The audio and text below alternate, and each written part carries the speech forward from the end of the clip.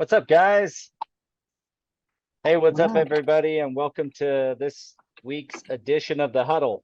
We come at you every Tuesday to discuss maintaining forward progress in your flooring career. I say it every week, pretty much any career or any business. I think most of what we talk about is applicable. This week, we're starting a four-part series on relationships. And today we're going to start with building and maintaining relationships with your crews. This is all party participant, right? So if you're an installer, uh, throw up some chat or some questions in regards to some good and positive ways that maybe a shop you're working with or a builder you're working with has really impressed you in that regard of building a relationship with you. And if you're a company, we're going to talk a little bit about that. And if you find any value and you find a few nuggets, that's what we hope. So, gentlemen, this week, let me add, as usual, I got the fantastic gentlemen from Michigan, Daniel and Jose. And so how's it going, guys? Let's Good. go, man. All the All right. snow melted, so that's good. Well, I'm in Colorado Springs at the moment, and we just got about an inch of snow. It was 50 and sunny yesterday, and today got about an inch and 14 degrees. So Lovely. Sounds like nice, home. nice change. So yeah, this topic is one of those that I had to go back and kind of search in my, through the 20 something years I've been in the flooring industry and 20 plus years in business, and realized that I was really terrible at a lot of what we're going to talk about today. And I'm still not great. That's the truth. So hopefully we get some interaction. I can learn something from the preferred flooring folks, and hopefully I can learn something from some of our audience. So I'm going to kick it off with Daniel. What are when we're talking about starting building, maintaining relationships with crews, and this is whether they're employee or subs, but I think subs are a little more difficult to do. Your employees get to go to Christmas parties and all that stuff, and maybe you throw a subcontractor appreciation every now and again, but your employees are more involved in the company, generally speaking. So that may be two different ways of dealing with it. But what's your take on how have you guys been able to, and what have you seen out there that's, with other companies on building good, solid relationships with their crews? I think it just starts with that, like getting to know your guys rather than just thinking that they're there to do what they got to do and then go home. There's quite a few times where just being in the office, the guys will come into the office and they'll stay here for half hour, 45 minutes and just shoot the shit, just talk and see what's going on in each other's lives and ask questions that they really don't have anyone else to ask. And it's not always about work, I think, is what it boils down to, right? You have to get to know people on a more personal level rather than just always talking about work. Yeah. Yes. I think that's probably where I was the weakest for the first decade maybe of being in business, where you know it's not that I didn't care, it's just I didn't put enough effort into getting to know them and knowing their life. And they got kids and they got a family and they got you know dreams and aspirations just like the rest of us, just like everybody does. And realizing that at some point I started to realize that the way I was treated as an employee, I took a lot of solace in that I was much better than the company I worked for, but I still wasn't very good at this. I wasn't very good at showing people I cared. about them. Specifically our subcontract installers. Hourlies I did a little bit better with. They're a little bit more, you have a little more interaction with them because you know, unfortunately for an hourly crew, sometimes we bounce them around from job to job. Right. But yeah, I was poor at that part, dude. And I feel like I've gotten better, but I got a long ways to go. How about Yeah. you, Jose?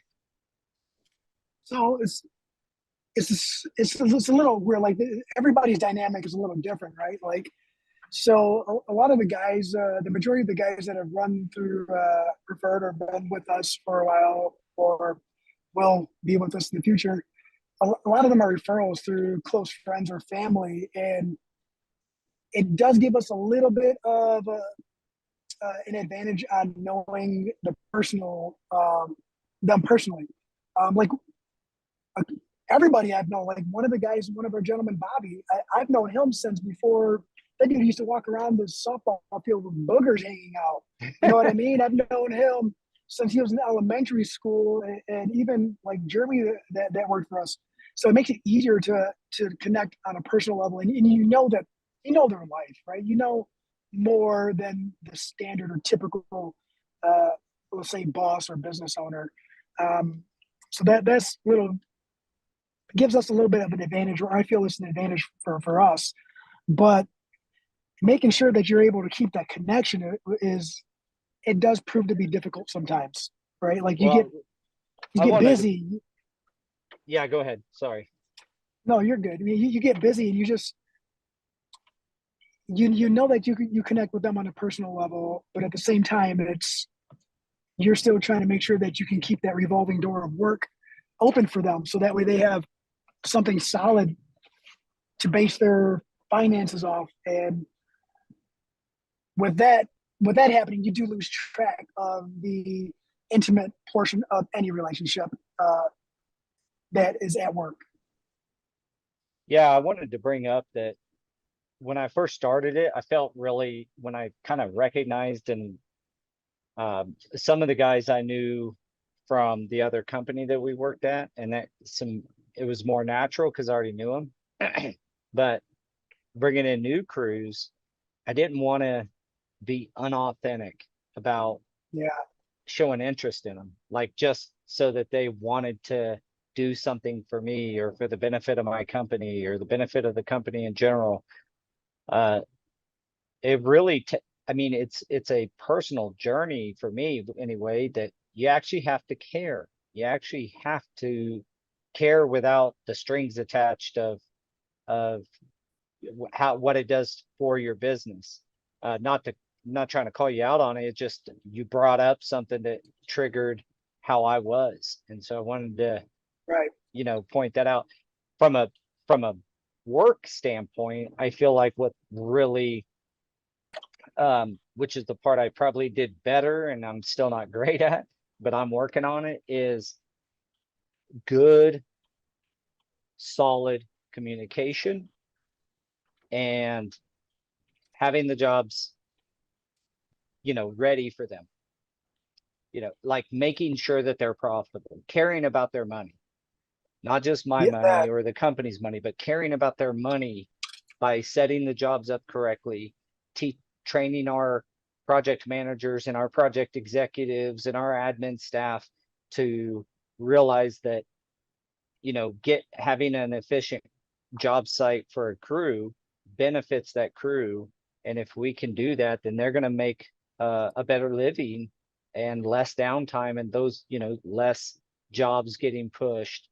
Some of that's going to happen completely outside of like we can't control it. I mean, you guys know, you get pictures from a job site that say it's ready and you get there and all of a sudden it looks like Sanford and Sons moved into the room you're supposed to be doing. yeah, So some of it we cannot control completely. But that's from the business aspect. And then, a lot of the subs are my friends. I have a few that are that I mentor on some level of consistent basis. come into my office, I talk to them, discuss a lot of the stuff I went through as a sub. Even my employee installers, just stuff I went through as an employee installer and how we can do better. And one other thing I would say is asking them what you can do better. I know that door's got to swing both ways in order to become more efficient on both sides. You got to be willing to take criticism, whether it's positive or negative on both ends, right? I know that there's got to be balance, but and to add to the conversation a little bit, because I don't want anybody to think like I don't talk to anybody at work, because I do talk to everybody outside of work as well. It's just like Daniel said, sometimes when they do have a little bit extra time and they have something going on in the evening, and we're working a little bit later in the office, they come in and hang out, and I absolutely love that, right? Like we'll catch up on life in general, and I love that aspect. But I do take the time to shoot text messages or phone calls outside of work hours to the guys, because I get reminded of them through little things that go on day to day, and I want them to understand that I think about them at work. I have to think about them, but at home I don't have to, but I still do, because that's what you create as a family atmosphere. Yeah, that's one of the things that I think is the biggest compliment we can receive as a company is when one of our installers, or whether they're subs or employees, say that it's like a big family. You know, that's pretty, that's just a good feeling, you know. They know you care at that point. Because you can, it's different with family, right? Because you can have an argument 1 minute and then 15 minutes later you're all right. And you kind of have to bring that atmosphere here too, right? Where it's like, all right, we can disagree right now, but just take a quick 10-minute breather and then we have to get back to it. Like there's no reason to hold a grudge. Yeah. Yeah, that's a good point. How family deals with, disputes, and then, but at the end of the day, you're still family. It's pretty similar. It is. And I think that's human nature. It's just, it's easier to stay upset and disagree when the relationship is long distance, right? But when you got to see somebody every day, you got to bump into them every day, there is no reason to hold on to that animosity, to hold on to, just agree to disagree and move on. Yeah. And so great concepts. How do we what are specific things that you guys do that accomplish that? So I'll give you an example. I make 100% sure anytime an installer is in our office, I go up and talk to them. I go up and say, hi, how's it going? What are you up to? How's the wife or daughter or kids or whatever? And we actually have a conversation, and I shake their hand. Sometimes we hug. I mean, those are real life relationship building things. And I'm not doing it. I hope I'm being clear here. I'm not saying go out and do these things unauthentically. Like, you got to find it in yourself to actually want that, but that's been a real, relationship builder, I guess, almost organically with the crews is, and when I see those guys, I know what they go through. You guys know what they go through.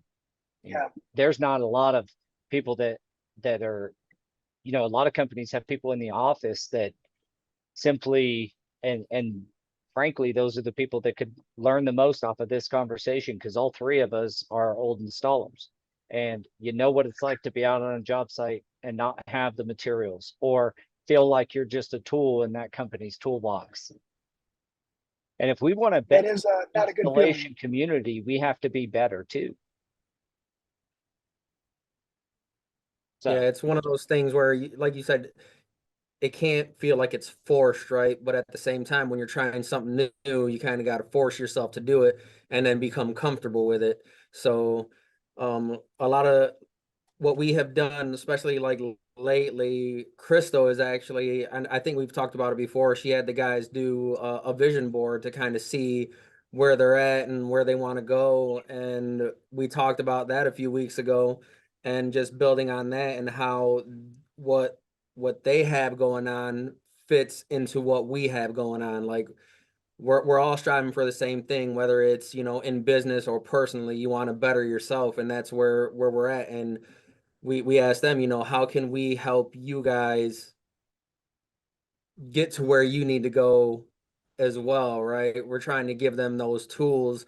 And it's one of those things where we never really realized how big of an impact you can have on someone as far as like being a mentor and stuff without even realizing you're being a mentor, just giving them the advice and stuff like that when you're with them all the time. You know, we were in the field for years with guys, and I didn't realize it until it was really the last surfaces where, you know, Crystal actually got a mentor and told me. She was like, she didn't even realize that I was mentoring her until that time. And it's like,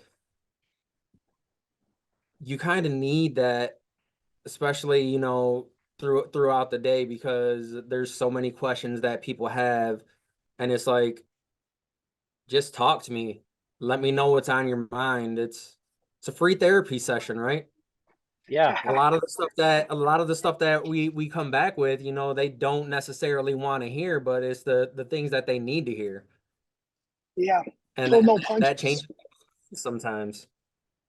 Well, and it takes a good dynamic for that to to work.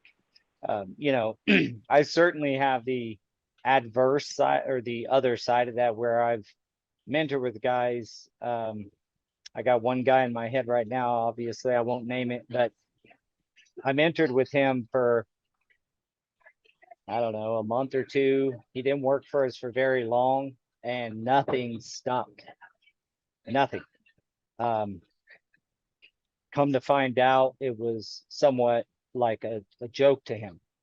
And that does not deter me. That is No, one man. individual that decided that it wasn't for him. And I get that. Not everybody, you know, jives perfectly with someone else, but at the end of the day, it does not deter me. I still feel like um, I poured into him, and that's my job, not how he deals with it or not how the person deals with it. It's, did I pour into them my knowledge and my experience and my time and my care. Um, you just can't get hung up on whether it works every time is the point. Right. And that's the thing that you realize too, right? Is as long as you know you're doing your best, not everyone wants to be helped, right? So Yeah. That's that's what I was going to add to is not everyone wants to be helped. And you know, if I told you that I took all the advice that I was given through what people or individuals that would be labeled as my mentor, I'd 100% be lying to you.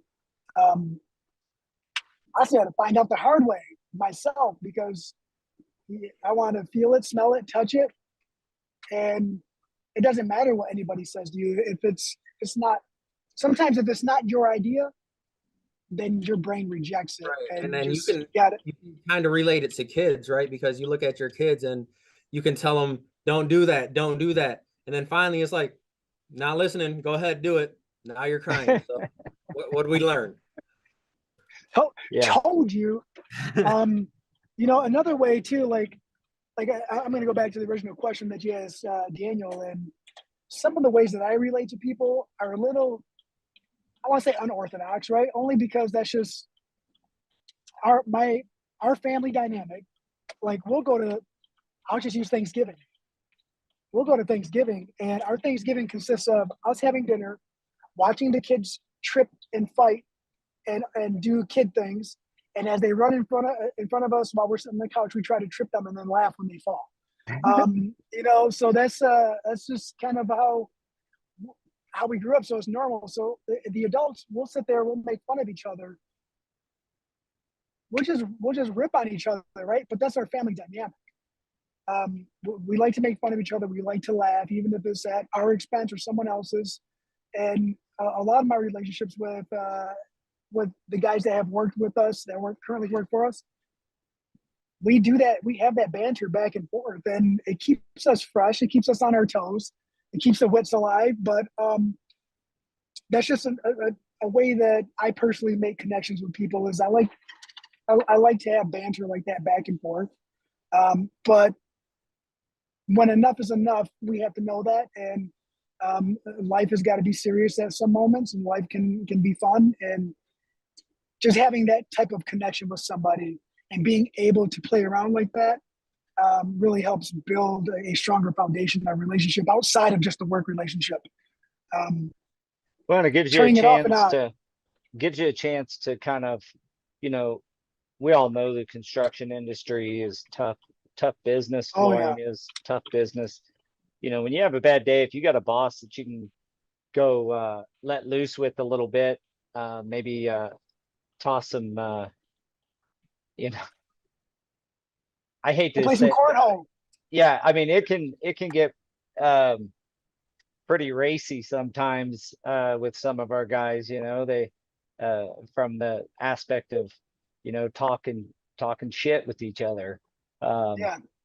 But you know, it gives them a chance to just kind of forget about the day, and you know, we all have our tough days, so you know, that's, again, it kind of goes back to treat them like family. I've been to Yeah. a lot of, we've all been to a ton of conferences, and obviously we support that. If you're in the flooring industry as an installer, you ought to get to some of these things, but at the conferences, you know, they talk about building relationships a lot. They talk about, I remember, I think it was at a Fuse conference actually, but one of the speakers, their biggest thing was these people are with you in the same time frame that you're probably with your family, so you should treat them as such.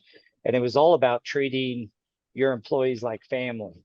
And that can be real cliche, but if you exercise it and you do it and you actually treat them like that, then you know, most of your guys are going to stick around, and you're going to have a better time together at work. Right. You Period. like you said earlier, you know, you can't treat them like a tool. You got to, and the whole family dynamic comes in, because you have to realize that these guys are, and we can kind of get into the whole generational thing where the younger people are coming in, right? Because we have some younger guys working with us, and it's like they want to come in and work, but they also have a life outside of work that they want to get to enjoy. So what can you do in order to kind of help them out with that? And for, you know, the past, it's been a long time. We stopped working weekends. You know, we tell everyone, you want us to work a weekend, you're definitely gonna have to make it worth it, because we also have to make it worth it, because that's cutting in on family time. Yeah. And then, you know, even if some of these guys that work with us, you know, that they don't have kids or anything, but still they have things planned on the weekends, and it's like, sorry, man, like, in order to break these plans, like, your job isn't worth me putting my guys in a position to where they're going to be angry and then not produce that following week. I'd rather give them the days off that they already had planned to do something, and then we'll start off fresh next week. It's always a hard thing too. It's like, it took so long for me to comfortably get that message across to a lot of the companies that we were established with and doing work for. And I know not everybody goes for it, not everybody does it. There's a lot of guys that would rather work on the weekend than a Thursday or Friday. And I get it, I understand it. And everybody do what they wish for their work schedule. It just, for us and what we were doing and the dynamics that we had going on, it just seemed to fit better for us to avoid working weekends. The team morale was better on Monday. There was more benefits than negatives, and the benefits were more internal, obviously, right? I wasn't keeping everybody happy when we made those decisions. We weren't keeping everybody happy as far as the companies we worked for. But you glitched for a sorry. second, you paused, and then went real fast. It's gonna sound real good on the podcast. oh, okay. So that was crazy. Sorry. but it did help. I thought I said something wrong for a second. I said, but it did help. It did help our chemistry as a company, and production did get better. It did, and guys loved the fact that I did my best to avoid nights or weekends. Can I 100% avoid it? No, No, but it's but gotta be necessary. So yeah, you gotta push yeah, back on your client to make sure, is it necessary or just something that they're wanting? And correct. we get a lot of, well, can you guys work Saturday and Sunday? And my question is always, is that part of our duration? And then if it's not, is this really necessary? Like, what are, don't just say yes. I want to drill down and find out, why do they why do they think they need us to work this weekend? And over the summer this year, our guys were ran pretty hard. We did work quite a few weekends, but I'll tell you, we recognized that with the guys. We told them, each one of them, look, we know we're driving hard here, and we know it's getting crazy, but hang in with us. Obviously it's going to slow down a little bit, and we'll get back to some normal work hours. At least acknowledge it, I think, is where we were at. We're not as far along as you guys in that respect, as far as like trying, almost setting the rule that you don't work weekends, and then someone's really got to come at you with a real good reason why. We just try to make sure that it's actually necessary, and not just a request or a want, or a nice to have. Right. And then we're getting comments from LinkedIn like weekends inflate the price and it costs more installing weekends and nights. And you can look at it like that, right? But at the same time, you have to look at it from a different perspective as well. Like, yeah, you could get paid more, but I'll always go back to we had a meeting over here at Welsh Tile with Dan Welsh, and he put it, he laid it out. He said, you got to start thinking about it as you only have so many miles on your knees. Yes. So when you're already working 40 plus hours between Monday and Friday, and then you get weekends in the mix, you don't give your body that time that it needs to rest, right? And Heal. especially me lately, like when I go in the field, all it takes is one day and I feel broken. Once you start getting into that rhythm again, right? It's a little bit easier because you think things in motion want to stay in motion, right? It's a fact. So the Yeah. more you do it, the easier it gets. But just me being out in the field for 3 days puts me in knee braces for 2 weeks.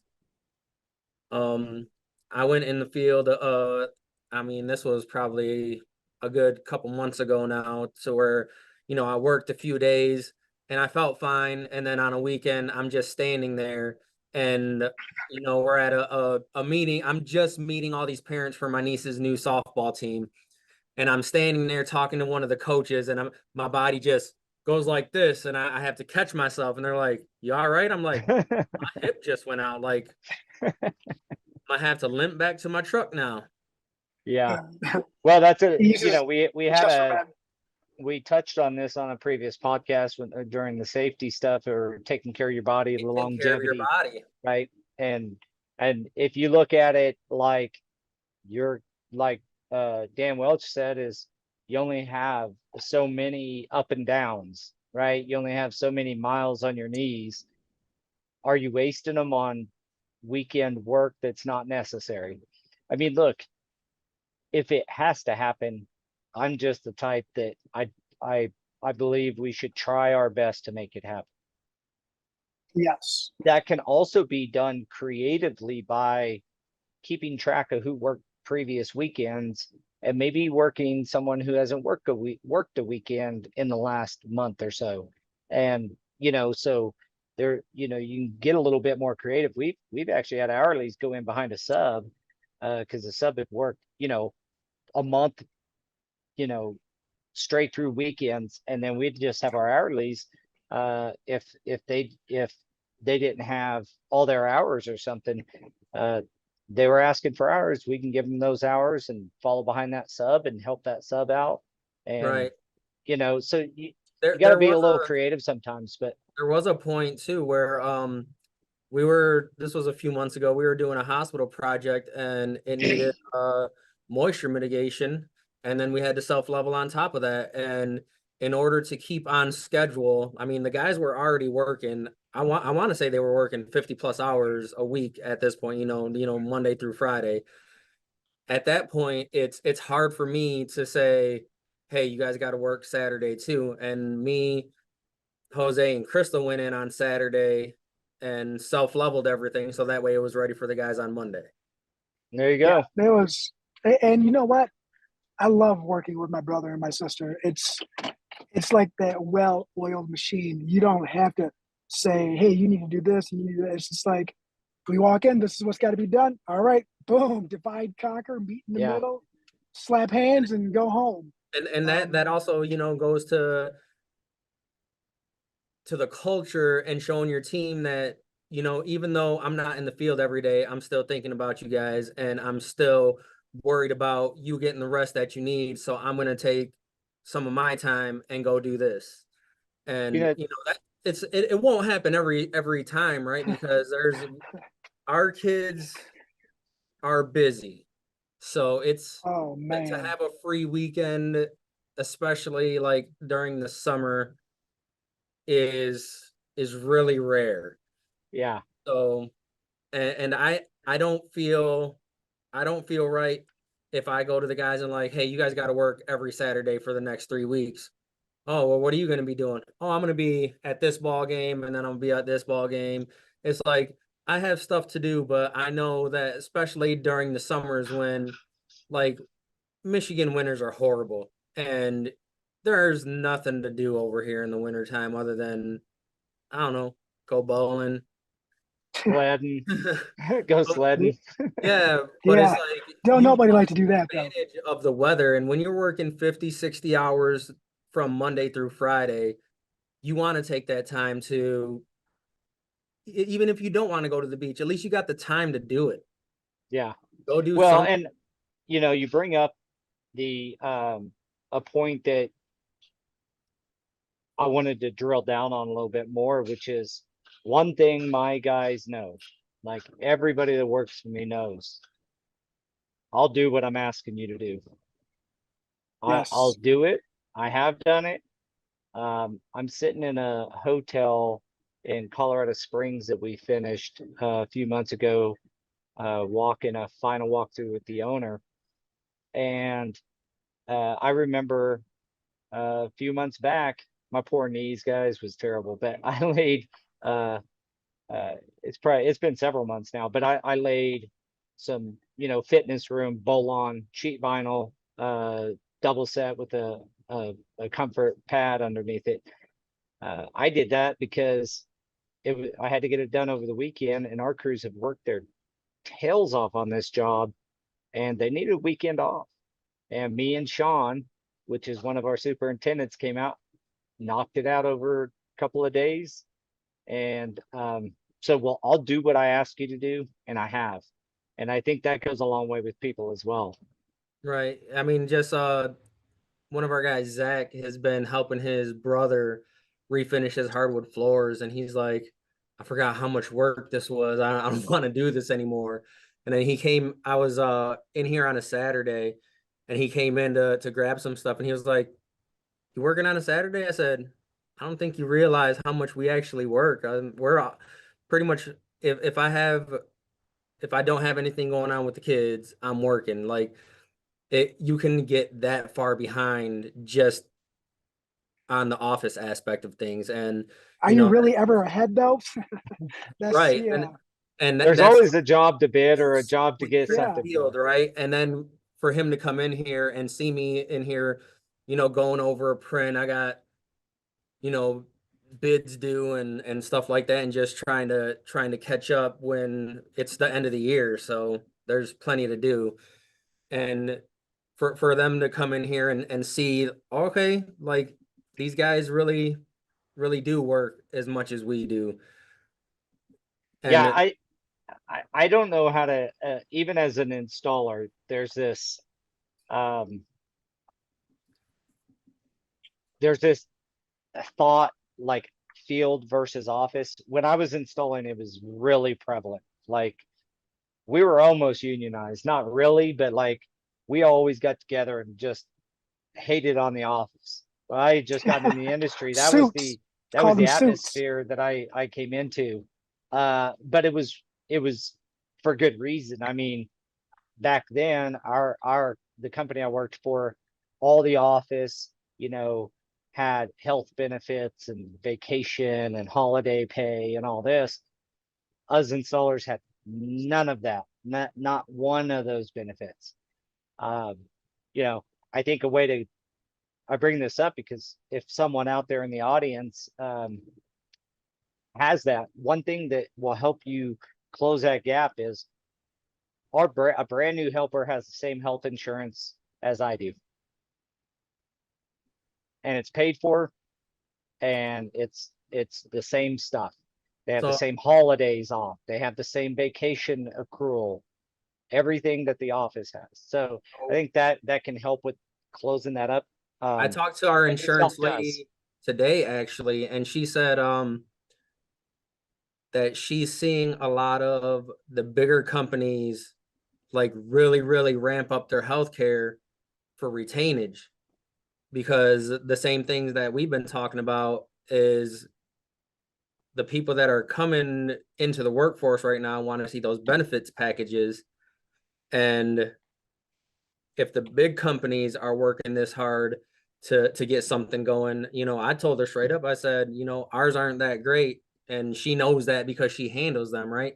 They're not the greatest, but they're definitely not the worst, right? You go from no coverage to the middle of the ground where we're at. It's still it still It's saves you quite a bit of money if still a something significant, happens, right? still a So, significant, say, benefit though. and she said that that's what she's seeing is all the bigger companies. Um, my wife works for a big bank, and just from this year to next year, the benefits package has gotten tremendously better. Like last year, I was like, ours is better. Like there's no point in going with yours. And now this year, it's making me stop and look like, and they're really ramping it up. So if you're in a position right now to where you're, well, it's kind of late because you have to have all your paperwork in by December 1st in order to get it effective on January 1st. But if you're on the fence of getting something started for your guys, now is the time because all the big companies are doing it. So you're only going to fall further behind if you don't. Yep. Yeah, and you know, that brings up something that has been on my mind for a long time is how can we help the subs? Because they chose to be subs, but that doesn't mean that they don't need help. How can we as an industry, I know there's some programs out there. I need to do some more research, but how can how can the industry help to make sure subs have access to healthcare? And I know Federated is teamed up, you know, and has been for years with the FCICA. Mhm. I wonder if a sub company that's not a FCICA member could, you know, and that's liability and GL, but I think maybe it's the MTCA that has a health insurance coverage program, like a The group health FCICA program. does as well. It's just not through like real health insurance. It's a group program to where you know you still pool your money together and stuff.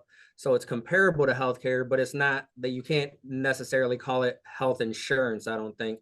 And when we talked to did we talk to the FCICA about it? I don't remember, but it's you know it has to do with something about the actual healthcare coverage, and you can't get certain coverages somewhere, so it's hard to blanket that Yeah, under something that's national. Gotcha. I'm surprised that there isn't like a universal healthcare program for people to get into besides individualized programs, right? Like Well, I know there's programs out there Well, for small business owners and such, but I'm talking like look, I'm still considered a small business. You know what I mean? From the government's eyes and health insurance wise, we're considered a small company or a small business. Our subs are micro sized if from their perspective. So I was just curious if you guys, because that's another thing, like, and I was also thinking too, because I was listening to another podcast and they were talking about back in the day when Labor Ready was, all the rage. And it's like, in order to labor ready. Holy smokes. in order to put something together like that right now and just focus on the flooring industry so that way people have the coverage, what would something like that take? Because you'd have to set up, pretty much an office in every state or have someone running every state because of how different things are state to state. And then, I mean, if you look over here, just half of Wheels are this, spinning. you go half the state, and this half the state is covered by this healthcare coverage, and this half the state is covered by this healthcare coverage. So, in order to put something together that could one, unify the industry and have us become stronger that way, but you're also classifying attracting. people as employees, getting the coverage that they need, and paying them on a W-2 rather than a 1099. It'd be great to have something like that, but how would something like that? Well, if you have W-2 employees, you ought to be able to put them underneath your company's health insurance. It's the subs that are kind of left out to dry on from a health insurance perspective. And yes, they can go to healthcare.gov and get Yeah. individualized, but it made me start thinking about the HSAs, health I savings seen those wheels plan. turning. And maybe I wonder if that's not a good mechanism. We got off a little bit of the topic here, but it all builds back to we To actually care about the dang building the installers. team. Yeah. We Yeah. care. Well, We it's your care about the that's your team. family. It's Yeah, your family, right? You want to make sure that you're thinking of every aspect you can to take care of them. Is Well, really what it is. I'm We gonna say look into that a little we bit say deeper. stuff like, you got so many miles on your knees, and all these guys are like working weekends. If you ain't working weekends, are you really even a flooring installer? But it's like, look at it in terms of our machine. If our machine gets broken, we gotta take some time off of that machine. Like if that battery starts dying, let me go plug it in. It Your weekend requires maintenance. plugging in. That's a hell of a good thought, especially like the ride-on. It works for 8 hours and then you And got then it's and then done. you gotta plug it in. And that's funny. We expect a lot of times, and I'm guilty as anybody for this, but you expect your human machine to be more of a machine than an actual machine in a lot of ways. Your human the installers. I don't know how to say it, but Your twin said that's why you get propane, but apparently he's never worked in a hospital, so we'll let yeah, let him slide on that. Or A school, hospital or school, or a food service area. a retirement home. or most the places that we work. Yeah, or an occupied building. Sorry, Danny. No, propane has its place, bud. But yeah, I just think that I wonder if that I'm One- gonna look into that. I'll One report of our guys on are the just getting in right now. We got Zach coming in. We're talking about the team right now, so it's only right Zach. that we talk to a team member. awesome. Welcome. Sit down so I can see your face. This is Zach. He's the one that was doing his brother's house, refinishing the wood, and seen me working on a Saturday. What's up, Zach? Not Well- much. How you doing? Good. Welcome to the huddle, man. So I'm gonna put the guys on the spot here a little bit. We're talking about building relationships with crews. I own a commercial flooring company in Kansas, and so we were just throwing back and forth some best practices. From your perspective, what did these guys do really well from the relationship building with the crews perspective? Yeah, I don't really do well when I'm put on the spot, man, to be honest with you. Well, you did. Well, I'll tell you this. It's just like talking the way you just did right then, which is real authentic and real. Let me see if I can lead along. Do you feel like they care about you? Yeah, for sure. And what do they do that, give me an example of something that they've done or do that makes you feel like they actually do give a crap? They took us out go-kart racing once. I got to smoke those guys in go-karts. There you go. Doing team building, stuff like that. Sometimes you gotta let people win to build their confidence. Is really what it amounts to. I mean, I think he came in last on the first lap and then end up winning the next two. Yeah. Hey, my twin knows something about some go-karts too. Oh, yeah. Propane go-karts. Do you guys remember that on CFI when he got like T-boned on those fast go-karts, like broke some ribs and stuff? Danny, tell us We the weren't story. there for that one. Yeah, we were at a CFI and went out team building thing, went racing those go-karts, the fast ones. Danny I think he broke some ribs. Jeez. Anyway, yeah, And he says, so ouch, thanks, So Ruben. so hey, let me add something. Let me add something here. So everybody, that's Zach, also known as Zachy Glass. Or the In goat. his free time, or the Crystal goat. commented a couple Bah! goat. Yeah, or the goat. He coined himself the goat for everything. Even when he messes up, he's the goat. But Goated. in his free time, the dude likes to blow glass, and his artistic views on his pieces that he makes, that stuff amazes me. Like I've purchased some of his stuff too, and I've shared his stuff. I even tried to sell his stuff in his store at the mall because I know that he's passionate about it outside of work. how'd you get but- involved with that, Zach? How'd you get started blowing glass? You're in it now, bro. You're in it. You might as well sit Yeah, down. I saw somebody do soft glass when I was a kid. My dad always did stained glass, so You're in it now. So but yeah, it's a funny story. I actually just did a Google search one day and I found some guy's phone number on yellowpages.com and I just called him up one day and was like, "Hey man, want to learn how to make pipes?" did you even And- know what the yellow pages were before? Oh yeah. Zach's not that young. Yeah, but How old are you, Zach? I'm about to be 30 in a couple weeks. All right, you're still a youngster in my book, pal. Well, that's cool. This is one of his pieces that he made me. This is mini butt plug. And I hope Hey, he gets we a have blow it out if fun. it isn't. That's great. Yeah. So yeah, you got into blowing glass. Jose and Daniel does his artistic abilities come through in his flooring install? I think his patience to be able to do something really comes through, Yes. because blowing glass, it's not just like, I'm gonna get this done real quick. He's told me how much work goes into this, and it's like that patience factor really helps him out, I think, because he's one of the guys that you can send him to do something and you know that he's going to go over there. It might take him a little bit of time, but I'm not going to have to worry about that spot It'll be at all goated. anymore. It'll be goaded. And I don't, Well, and we don't know if it's really patience or like all the chemicals that he breathes in because he doesn't wear a mask or anything. So Probably. And we kind of talked earlier too about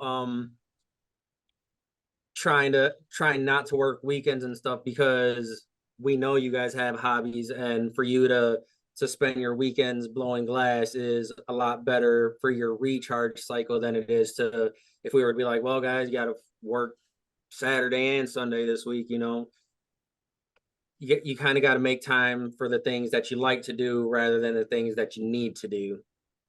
yeah, it shows you care. Not just you, but like they care. If I'm guilty of not having a heck of a lot of hobbies because I work so much, and I wouldn't wish that on people. So having some time off, man, I can't have a better example than our ride-on machine. I'm sorry, I'm stuck on that. Like that is a great analogy comparison. Yeah, I love 8 it. hours of work and you're done, and you got to plug that thing in and recharge it. And so humans, we need that too. So, all right, guys. Hey, we are nearing the end of the huddle. I say this every week, but an hour goes by really fast. Zach, dude, Crystal said that go. he made her a butt plug too, but hers is bigger so she can use it. Slightly bigger. It's called shrapnel. Okay. All right, we got off course. My Shrapnel. apologies, guys. Zach, you're obviously a talented glass blower and flooring installer. Thanks for joining us today and Yeah, stepping you in. can And find him on Instagram. He does a lot of his work on Instagram, right? Yeah, Instagram.com/Zachy Glass, ZACHY. Zachy Glass. Zachy Glass. All right. Well, give Zach a follow and check out some of his work. Guys, thanks again. I do want to bring up the Forward Progress Scholarship again. There's still some time left to apply for that scholarship that Go Career has put on with in unison with the FCICA.